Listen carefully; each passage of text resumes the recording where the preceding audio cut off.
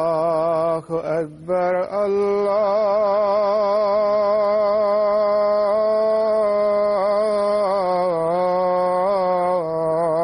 الله أكبر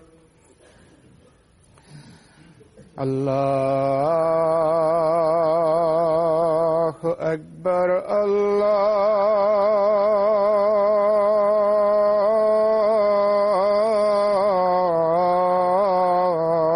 الله أكبر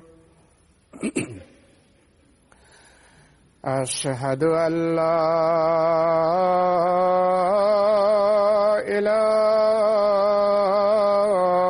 إله إلا الله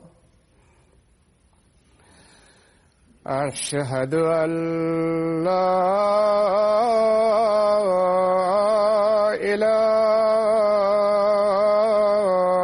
إله إلا الله أشهد أن محمدًا رسول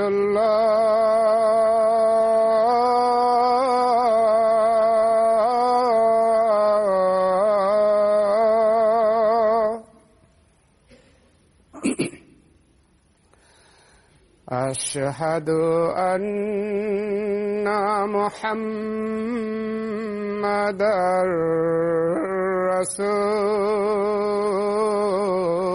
رسول الله حي على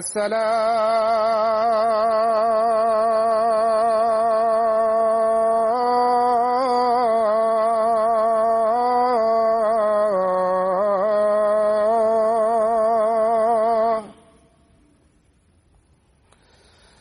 حي على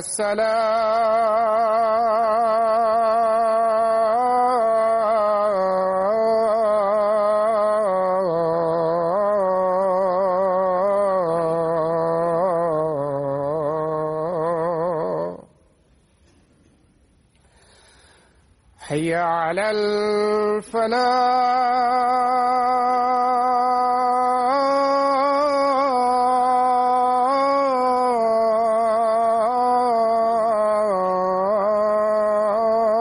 الفلاح حي على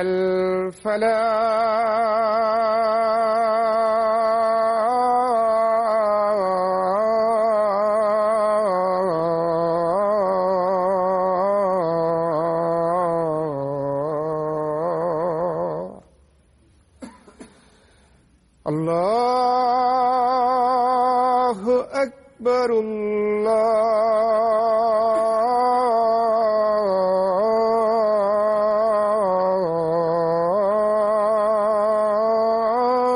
الله أكبر لا إله إلا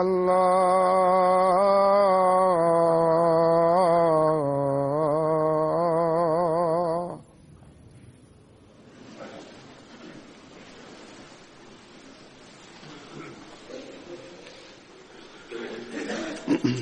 السلام عليكم ورحمة الله.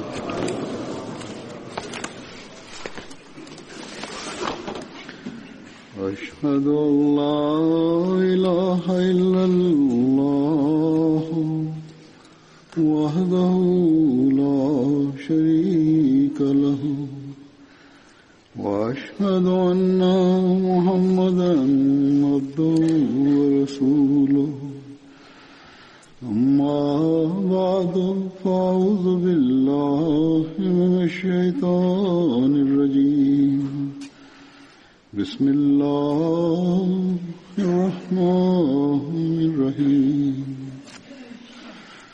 الحمد لله رب العالمين الرحمن الرحيم مالك يوم الدين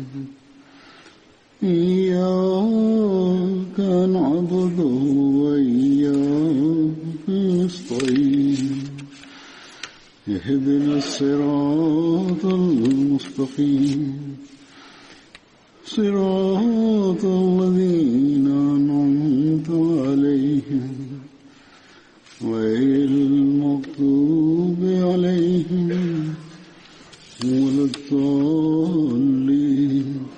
Bismillahirrahmanirrahim. Hazur kaže, danas sam imao nijet da prvo nastavim da govorim u vezi nekih ashaba, pa onda da spomenem cijenjenog gospodina Mirza Anas Ahmed koji je preminuo nedavno. Kako god, mnogi ljudi su pisali mi i spomenuli puno stvari u vezi njega, tako da sam odlučio da trebam da danas govorim samo o njemu. Gospodin Mirza Anas Ahmed je bio najstariji sin Halifatul Mesih III, rahimahullah ta'ala. On je u 81. godini života preminuo nedavno u Rabbi. Inna lillahi ve inna ilaihi rađiun. Zaista smo Allahovi, njemu se vraćamo. On je bio najstariji unuk od Hazreti Muslim Mauda radijallahu anhu. To mu je djed s očeve strane, a sa majkine bio je unuk od Hazreti Nawab Mubarka Begum sahiba i od Muhameda Nawab sahib. Hazur kaže, on je također moj rođak s majkine strane. Školovanje je započeo u Kadijanu, onda je završio u Rabbi. Magistrat je završio na Punjab univerzitetu. Radio je na fakultetu neko vrijeme. Onda je došao na Oxford univerzitet u Engleskoj i školovao se ovdje i završio je magistrat. 1955. godine, hvala Allahu, dao je svoj život da služi Islam Ahmedijat, a 1962. godine to je praktično počeo da radi. On je bio predan svom poslu i služio je u mnogim departmanima i to je izvršavao na najbolji način. Imao je veliko znanje o hadisima, filozofiji i engleskoj literaturi. Njegovo razumijevanje o ovom je bilo vrlo duboko, posebno sa hadisima. Njegov učitelj je bio cijenjeni gospodin Kuršid Ahmed, učitelj hadisa. On je imao vrlo dobru biblioteku koja je sadržala neke vrlo rijetke knjige. Volio je da čita puno i mnogi studenti su dolazili da im da savjete iz bilo kojeg predmeta. On je to radio na vrlo dobar način i davao im je vrlo dobre informacije i savjete.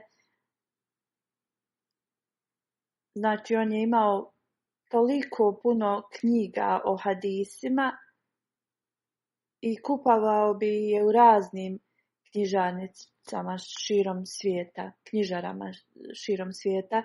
Kad je dao svoj život za službu u džematu 1955. godine, Hazreti Muslim Maud radijallahu anhu, drugi halifa u Ahmedijatu, ga je spomenuo i rekao je da je on podnio zahtjev od ljudi da daju svoj život u službi džemata. I on kaže, dobio sam 3 aplikacije, jedna od njih je od mog unuka Mirza Anas Ahmed, sin mog sina Mirza Nasir Ahmed. Muslim Maud se je tad zamolio da uzvišeni Allah mu pomogne da ispuni svoj nijet. Kaže, moj unuk je pisao da želi da da svoj život za islam poslije završenog pravnog fakulteta, ali sad mi piše, ja dajem svoj život sad i može da me pošalješ ili upotrebiš za bilo koju funkciju u džematu. Hvala Allahu, 56 godina je služio na raznim džematskim pozicijama. Njegova prva služba je bila u Talimul Islam koledžu kao profesor, onda 1975.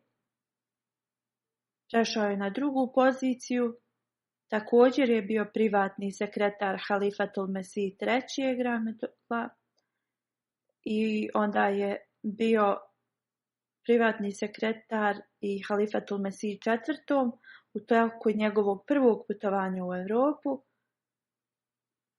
Poslije je služio kao administrator u džamiji Ahmedija, bio je Nazir Talim nekoliko godina, onda je služio u Tahrike Džedid i mnogim drugim uredima u džematu. 1997. godine prema njegovim godinama se penzionisao, ali je nastavio da služi džemat do zadnjeg dana.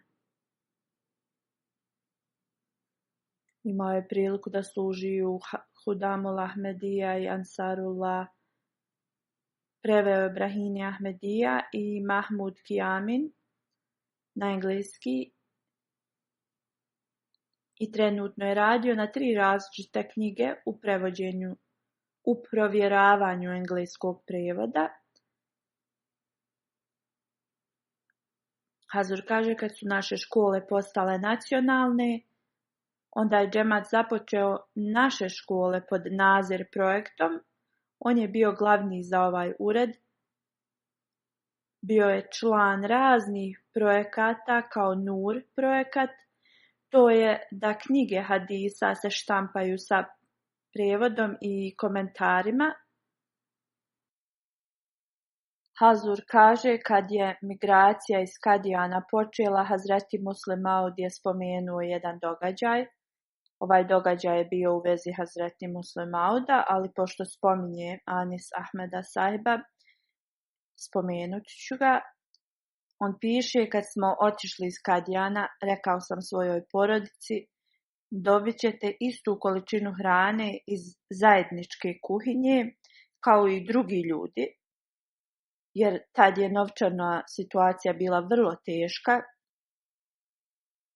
Zbog toga što je stanje bilo vrlo teško, rekao sam da svi će da dobiju po jedan hljeb po osobi i također moja porodica. Tad je moj unuk Anas došao plačući i rekao mi je da ne može da se najede od jednog hljeba. Onda Muslim Maud radijallahu anhu je rekao, njemu dajte pola mog hljeba, a ja ću da uzmem pola od tog hljeba. Taj hljeb je kao mali somunić ili male lepine. Muslim Maud je rekao, kad bude mogao da svima dam višu količinu hrane, dobit ćete je i vi, ali do tad moj unuk će da uzima pola od mog hljeba. Onda poslije kad se stanje popravilo, ovaj limit je bio uklonjen naravno.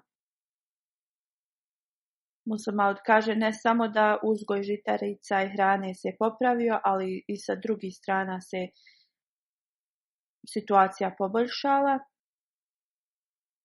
Njegov zet Mirza Vahid Ahmed Sahib govori, jednom sam putovao u Buhara i Samarkand. Mirzani Sahib mi je rekao, kad već putuješ tu, posjeti mezar imama Buharija i poselami ga od mene. Pomoli se za njega. Kad budeš prolazio pored mezara imama Buharija, prenesi mu moj selam i zamoli se za njega u moje ime, zato što je on osoba koja je stotinama godina poslije iz ljubavi prevelike prema časnom poslaniku sallallahu alejhi ve sellem prikupio tolike hadise. Mi trebamo da se molimo za njega i da ga selamimo. Onda imamo doktor Nuri Ahmed Sahib piše, moje iskustvo sa njim je dugo, on je bio dugo moj pacijent, on je bio čovjek kojem bi se dao neki posao i on bi ga ispunio u najboljem smislu i načinu, iako je bio bolestan. On je to radio na najbolji način. U bolnici bi koristio svoj kompjuter i prevodio bi. Njegovi radnici i kolege bi mu donosili detalje iz Kur'ana i pisanja obećanog Mesija alejhi salama. I on bi uvijek govorio da on ima želju šta mu god halifatul Mesih naredi, da uz Allahovu pomoć on bude u stanju da završi taj posao. On kaže njegovo pamćenje je bilo vrlo dobro. Imao je veliku ljubav prema časnom poslaniku, salallahu alejhi ve sellem. I on je na vrlo lijep način mogao da govori o hadisima i događajima koji su se desili sa obećanim Mesijom alejhi salam i u vremenima različitih halifa. Ali to je bio tako lijep način govora da oni koji su ga slušali bi to radili sa velikom pažnjom. On bi bio pun emocija sa suzama u očima dok bi govorio o ovim događajima. Bio je vrlo strpljiv i hrabar u svim situacijama. On radi svoje bolesti nije mogao čak da drži čašu čaja u svojoj ruci, niti da se samo okrene u svom krevetu.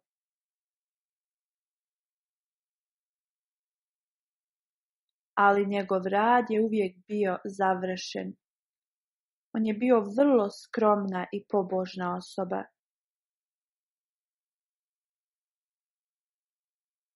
Njegov specijalni kvalitet je da kogod ga je sreo, dočekao ga je sa osmijehom. Dan prije došao je u Tahir Heart institut i moglo se vidjeti na njegovom licu umor i bolovi radi njegove bolesti, ali se je nasmijao i rekao je: osjećam da mi se kraj približava i da ću se uskoro vratiti mom Allahu. Ovo je rekao sa vrlo velikim zadovoljstvom na svom licu i osmijehom. Nuri sahib govori dalje, bio je pun zadovoljstva i bio je puno zahvalan na svemu. 2 puta mi je rekao kako si me pazio i gledao me kao svog pacijenta, nikad se ne mogu odužiti za to. Onda mi je dao dnevnik u kojem je halifatul Mesih III zapisao svoje snove. Također mi je dao jedan kaput od halifatul Mesih III i bio je vrlo ljubazan prema svim radnicima u bolnici koji se brinuli za njega. Nuri sahib govori da njegova biblioteka, i Hazur kaže i on je vidio njegovu biblioteku, svaki zid je bio ispunjen knjigama do plafona, raznih knjiga.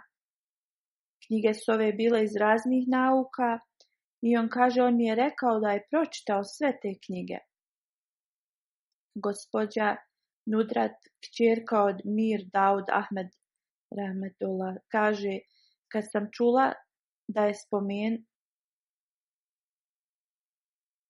čula da je on preminuo, sjetila sam se mnogih stvari u vezi njega i u vezi halifatul Mesih III. Kad se moja kćerka udavala da bi provjerila da li je sve u redu, ušla sam u prostoriju za vjenčanje prije vremena i vidjela sam brata Anasa da sjedi. Tu je sjedio i plakao je. Kaže, bila sam iznenađena da ga vidim tako rano tu.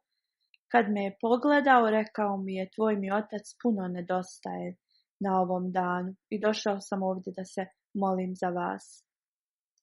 Amir Ahmed piše, da li bila sreća ili tuga, uvijek je bio tu kao brat ili otac za svakoga, kao u svakoj porodici uvijek postoje neki porodični problemi, ali bi on oprostio i ponašao se kao da se ništa nije desilo. Ako bi osjetio da je uvrijedio nekoga, davajući mu svoj savjet, odmah bi tražio da mu se oprosti i izvinuo bi se sljedećeg dana, iako su savjeti bili dobri i za dobrobit te osobe.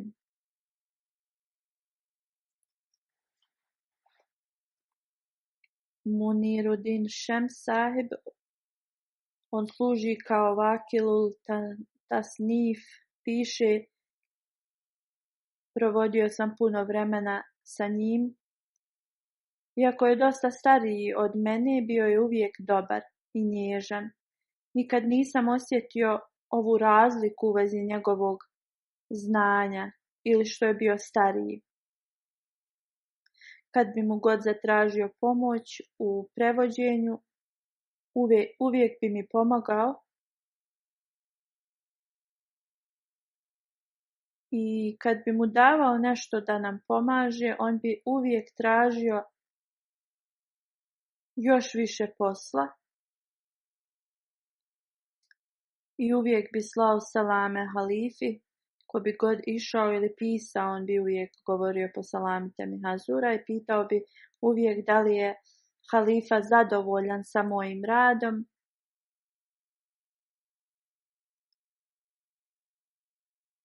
On bi se brinuo puno da slučajno halifatul Mesih nije nezadovoljan sa njim ili njegovim radom.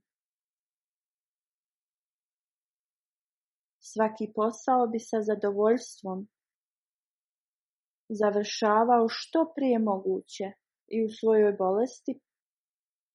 Preveo je neke knjige obećanog Mesija alejhi salama, neke dosta dijelova iz Brahini Ahmedija je preveo na vrlo dobar način, pomagao je sa vrlo teškim riječima u prijevodu. Hazur kaže, kad bi ja poslao neke sugestije i pitao da on komentariše, davao bi odgovor sa puno poštovanja, detaljno, ali sa velikim poštovanjem prema halifi. On je bio učenjak, pun znanja i nedostajaće u džamatu. Da Allah nam podari još učenjaka poput njega u našem džamatu.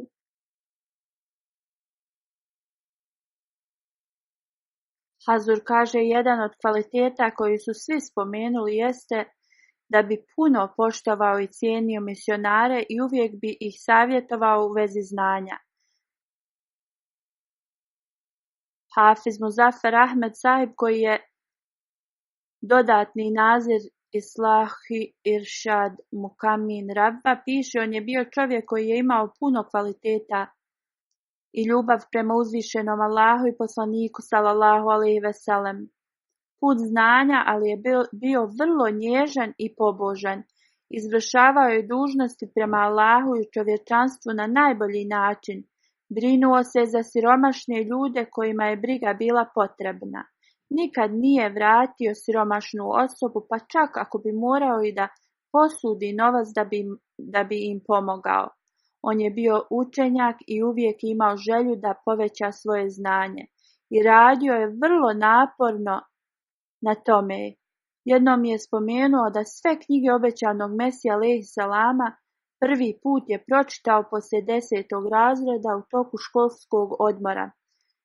Hazur kaže, ovo je i meni rekao u pismu, da je pročitao po prvi put sve knjige obećanog Mesija alejhi salama kad mu je bilo oko 15 ili 16 godina. Hafiz sahib piše, volio je časnog poslanika sallallahu alejhi ve sellem puno i veliku pažnju je posvetio hadisima.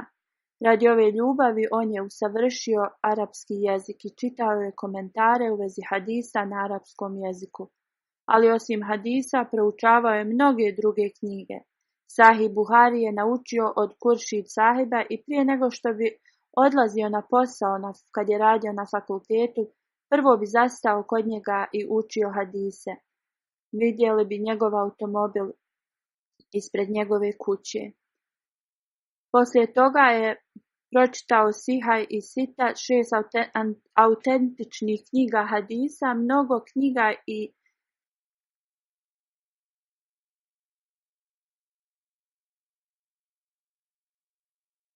još mnogo knjiga i do zadnjeg dana je učio kao da je bio neki student.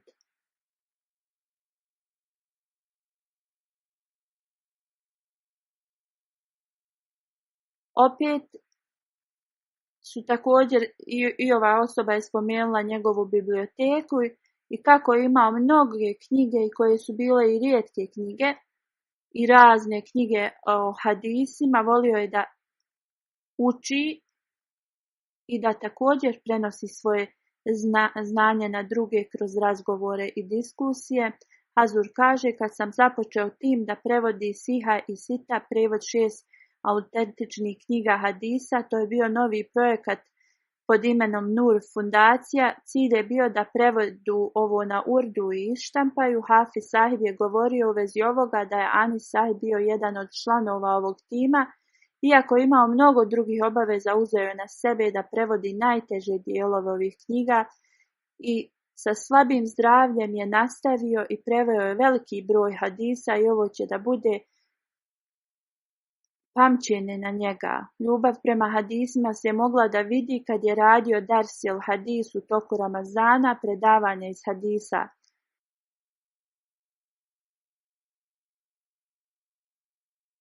Sa pažljivim izučavanjem bi davao ova predavanja u vezi hadisa i života poslanika sallallahu alejhi ve sellem.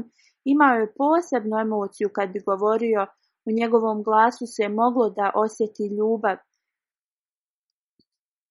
I mnogi bi uživali i u trenutku bi se vratili u vrijeme časnog poslanika sallallahu alejhi ve sellem.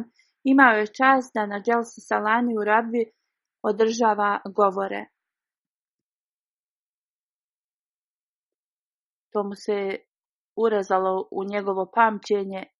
Imao je dužnost ispred džamije sigurnosti, džamije Mubarek, kad je Hazreti Mirza Tahir Ahmed sahib izašao i kad je svima objavljeno da je on novi halifa, Mirza Anas Ahmed sahib na tako vrućem junskom danu je pao na seždu, zahvaljujući se uzvišenom Allahu. Gospodin iz Londona piše da je Anas sahib bio uistinu prava osoba koja je dala svoj život za vjeru. On je bio zauzet do zadnje minute i njegovi prevodi su bili odlični.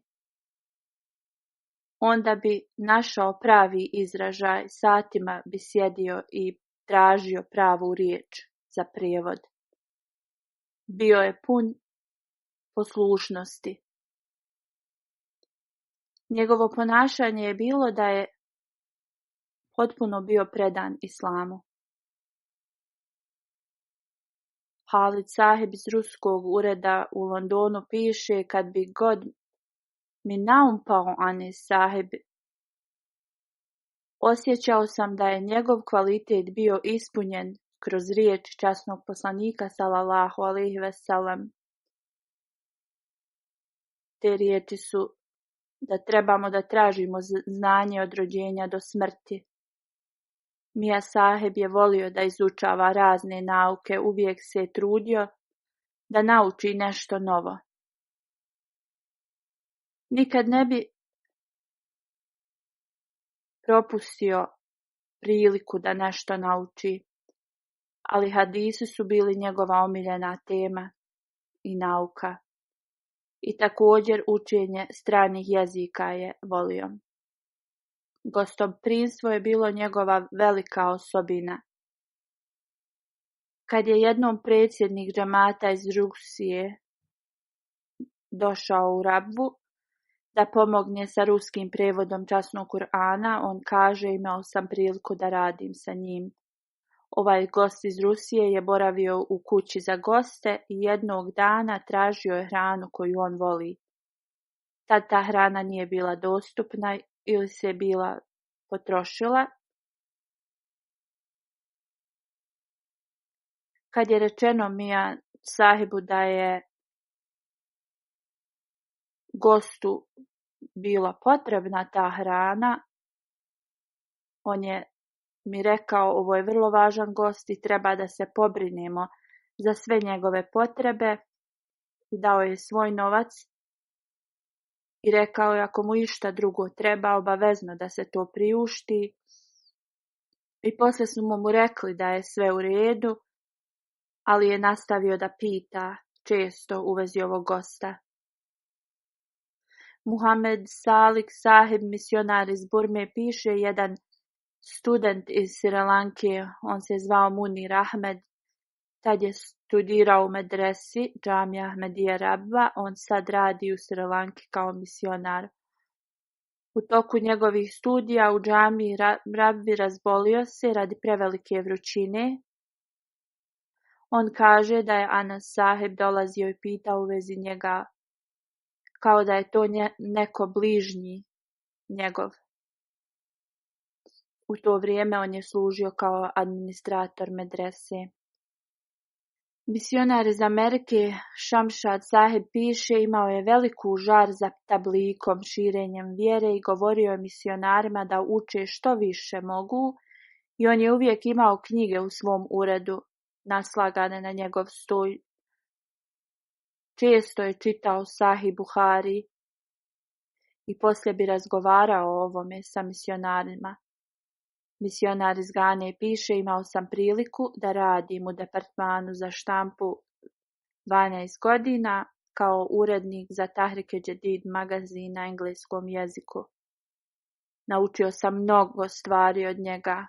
Imao je ljubav prema obećanom Mesiji alejhi salamu i prema hilafetu i poslušnost veliku prema hilafetu. Njegovo srce je bilo puno ljubavi. Oči su mu često se punile suzama kad bi spomenuo ime obećanog Mesije. I u toku prevođenja nekih knjiga bi me pitao da sjedim sa njim. Mnogo puta bi me pozvao da idem kod njegove kuće. On nije znao za odmor ili vikend, on je radio do kasno u noć. Bio je vrlo pažljiv u vezi mojih potreba, bio je puno gostoprimljiv. On je postavio mene da vodim podne namaz i svi radnici iz ureda su klanjali zajedno sa nama. Kad bi ga vidio da klanja sunete, ne bi žurio i klanjao bi ih dugo vremena sa punom pažnjom. On je bio pažljiv prema svim radnicima. Jednom sam došao bolestan da radim i on me je poslao kući i dao mi je 6 dana da se oporavim. A on bi uvijek dolazio bolestan ili ako bi bio kod kuće bolestan i dalje bi nastavio svoj rad. Ayaz Mahmud Khan Sahib, misionar iz Londona koji služi u Vakalat i Tasnif, kaže, naučio sam toliko puno u vezi posla od njega. On je prevodio knjige obećanog Mesija alejhi salama i govorio bi nam o teškim dijelovima i prijevodima detaljno. I često bi nas savjetovao dok prevodimo, nemojte samo koristiti najobičniji i bukvalni riječnik.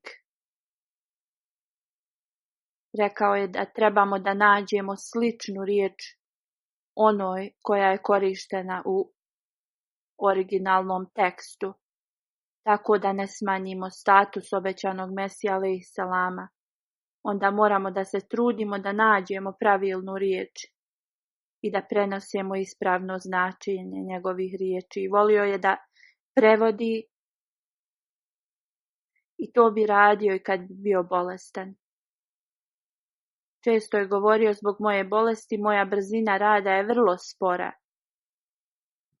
I rekao je nekad ne može da radi više od 6-7 sati, ali je to redovno radio. Ayaz Sahib govori, vidio sam nekada je radio po 12, 13, nekad čak i 15 sati kad smo bili u Rabbi. On nam je predavao neke časove i govorio bi, izučavajte što više možete, ne samo religijske knjige, učite i filozofiju, literaturu, novele, tako ćete povećati svoje znanje i svoj govor. I da je to vrlo, vrlo važno za ljude koji rade prijevod. Jednom sam ga upitao kako da prevedem jednu riječ, on se malo zamislio i onda mi je dao nekolike različite riječi koje bi mogao da koristim. Tad sam mu ja rekao, Zaferullah Han sahib je preveo ovu riječ drugačije. On je bio vrlo sretan i rekao je da on je bio u pravu i to je tačan prijevod. Sa velikim poštovanjem je govorio prema Zaferullah Han i rekao je da je njegov rječnik vrlo odličan. Ayaz govori da Anas Ahmed sahib se nikad nije hvalio ispred halife sa svojim znanjem.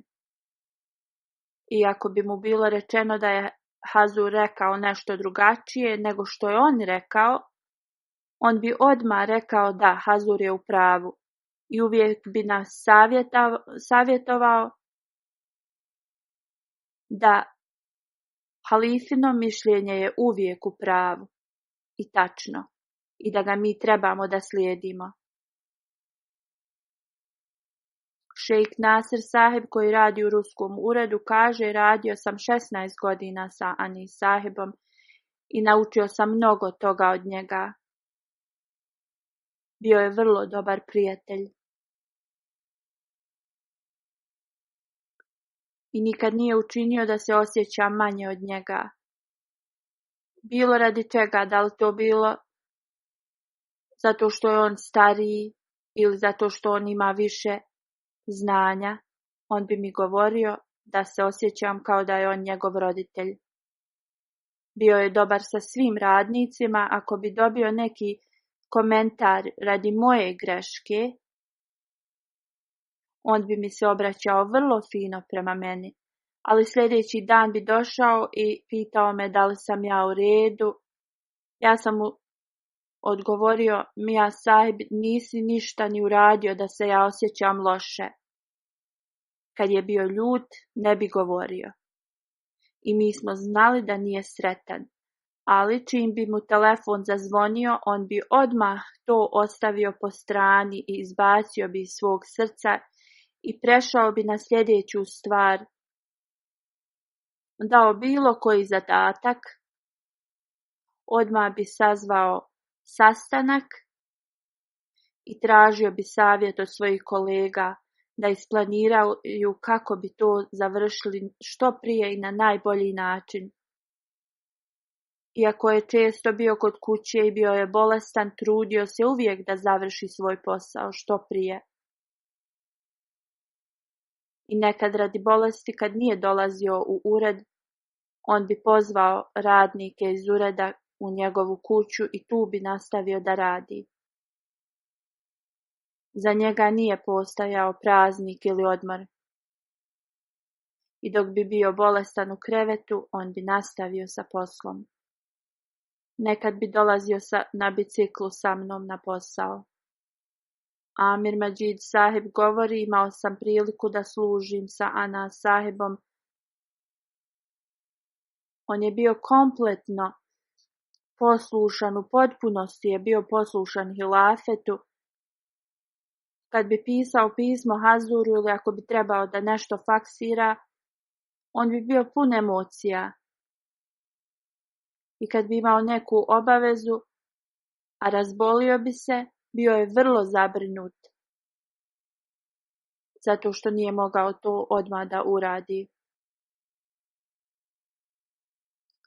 Ova osoba piše, imao sam kamenac i morao sam da se operišem. Moj otac mi je rekao da Mija sahib je hodao ispred vrata u toku operacije i molio se cijelo vrijeme za mene. Još jedan radnik iz ureda za štampu kaže, od 95. godine sam imao priliku da radim sa njim. Bio je vrlo pažljiv prema radnicima i kolegama. Poštovao je svi u nas i kad bi pozvao nekoga da razgovara, rekao bi mu prvo da sjedne prije nego što bi on počeo da priča i daje instrukcije šta treba da se radi. Ako bi ikad pokazao nezadovoljstvo prema radnicima, odmah bi se izvinuo i nastavio bi bez ikakvih tenzija. Ovaj čovjek govori, jednom me je upitao nešto, ja sam Ja sam ga odbio, nisam to uradio. On mi je na najljepši način rekao da ne bi trebao da odgovaram na taj način. To je bila moja greška i bilo je do mene. Ovaj isti čovjek kaže, mene je koljeno bolilo i često sam kasnio na posao, nisam mogao da stignem na vrijeme. I tako da bi bio zabilježen da sam kasnio i ako zakasnimo nekoliko dana, to se brojalo kao da nismo radili jedan dan. Mija Sahib je nazvao glavni ured i objasnio da radi mog kroničnog bola u koljenima ne bi trebali da me zabilježavaju da kasnim. On se je brinuo za siromašne i za studente koji nisu bili u mogućnosti. On bi im kupovao knjige i uniforme i također oni koji su tražili posao, on bi rado pisao preporuke za njih. Jedan čovjek iz Gane, iz Hanullah Sahib, piše, 9 godina sam radio pod njegovim pokroviteljstvom. On je bio predan hilafetu. Jednom me je pitao da sjednem s njim i rekao je da piše neko hitno pismo Halifatul Mesih V. I kad je napisao Hazreti Halifatul Mesih V. Ajahudallah, zastao je i gledao je u te riječi koje je napisao i onda mi je rekao nešto u vezi hilafeta na vrlo emocionalan način. On nikad ne bi dozvolio da radnik stoji ispred njega. Uvijek bi ih pitao da sjednu. U toku svoje bolesti je bio sretan. I ako bi slučajno korektovao nekoga, sutra dan bi se odmah izvinuo i proveo bi 2 dana da bude siguran da je ta osoba raspoložena i da se ne osjeća potištenim. On ne bi nikad rekao nešto ružno nikome. Već bi nekad malo povisio ton, ali nikad ružno ni u tom tonu se ništa nije izgovorio, ali se on toliko poslije izvinjavao i pokušavao da učini tu osobu sretnom. I ako bi vidio da neko govori visočijim tonom, odmah bih rekao da to nije u redu. Jedan od njegovih studenata piše, imali smo priliku da učimo hadise od njega. On je imao puno dužnosti i bio je bolestan često, ali bi nam govorio da svaki dan moramo da imamo čas u vezi hadisa. Jednom kad nije došao u ured, on je poslao poruku nama da mi dođemo kod njega kući i da nastavimo sa časom hadisa. Jedan od radnika piše, ja sam samo imao priliku da radim sa njim nekoliko mjeseci, jer sam tek počeo da radim u ovom uredu i ovi mjeseci su bili ispunjeni samo sa lijepim sjećanjem. Svakog trenutka i uvijek je pazio na mene. On je stariji više od 55 godina od mene, ali ta razlika nije bila osjećena, nije osjetio nikakvu razliku u ophođenju prema njemu i često bi se šalio sa njim. Muhammed Kasif, student iz Džamija Ahmedija Rabba, piše, radio sam svoje završno djelo u školi, išao sam mnogo puta u vezi ovoga da mi pomogne. Moja tema je bila u vezi privatnog sekretara halife. On mi je dao mnogo vremena i pomogao mi je. To je sve radio sa puno ljubavi i dao mi je intervju. U tom intervju je bio vrlo emocionalan i rekao je, sve što imam je blagoslov uzvišenog Allaha kroz hilafet. prije smrti bio je u Tahir Hart bolnici i otišao sam kod njega. Iako imao veliki bol, imao je kisik masku na svom licu, ja sam se predstavio, on je sklonio masku i razgovarao je sa mnom. Rekao sam mu, Mija sahib, neka te Allah blagoslovi. On je rekao, ako uzvišeni Allah uzme neku osobu sebi, i to je blagoslov Allaha. Ja sam bio iznenađen da je on totalno bio zadovoljan sa Allahom i nije se bojao smrti. Hazur kaže, sve ovo što je spomenuto nije neka uvećana verzija. On je bio poslušniji i povezaniji sa hilafetom i trenutnim halifom. Njegovo stanje i poslušnost je veća od ovoga što je spomenuto. U svakom slučaju, sva njegova djela su pokazivala blizinu sa hilafetom. Hazur kaže, kad mu je halifatul Mesih IV, kad je njega postavio za nazire Allah u Pakistanu, u to vrijeme je pokazao totalnu poslušnost i tom halifi i sve je izvršavao sa velikom pažnjom. Ja sam bio mlađi od njega 13-14 godina, ali on potpuno bio poslušan meni i pokazao je totalnu poslušnost hilafetu. Da Allah ima milost na njega i da mu Allah da mjesto među njegovim voljenim na ahiretu i da omogući njegove potomke da budu povezani sa hilafetom. Mirza Gulam Ahmed sahib kad je preminuo, on je sanjao san koji sam spomenuo na svojoj hudbi. Kad je Mija sahib preminuo, sanjao sam san da je Mija Kuršid i Mija Ahmed su se vratili Allahu i da su preminuli, da su bili u društvu poslanika sallallahu alejhi ve sellem i obećanog Mesija alejhi selama. On kaže, tad sam poželio, o Allahu, molim te da i moj sastanak bude na isti način sa njima. Onda sam se molio, o Allahu, molim te, primi mene ovako, i Allah mi je odgovorio, pođi naprijed. Allah mu je dao radosne vijesti o oprostu, da uzvišeni Allah uzdigne njegov status i da njegovi potomci budu predani vjeri. Amin.